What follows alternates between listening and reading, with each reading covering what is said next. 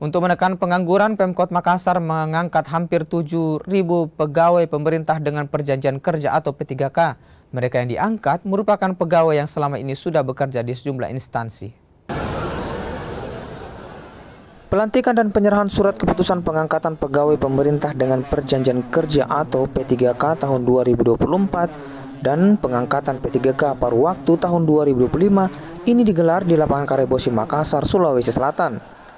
Total pegawai yang dilantik mencapai hampir 7.000 orang dengan rincian P3K tahap 2 sebanyak hampir 330 orang dan P3K paruh waktu sebanyak 6.600 orang lebih.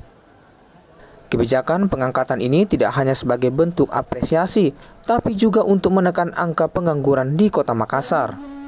Ya, tetapi pada dasarnya ini kita mengapresiasi atau kita memberikan peluang kepada mereka untuk melanjutkan dulu pekerjaannya. Dibayangkan kalau tidak mendapat formasi ini, kira-kira ada 6.000 sampai 7.000 orang yang menganggur, kehilangan pekerjaan gara-gara ini. Nah, ini yang kita maksimalkan dengan kemampuan yang kita miliki di daerah Kota Makassar. Para pegawai yang diangkat ini merupakan pegawai yang tidak lolos dalam pengangkatan P3K tahun 2023 lalu.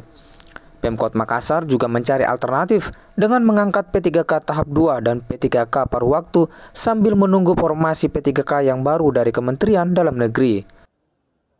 Nila Rustam, Kompas TV Makassar, Sulawesi Selatan.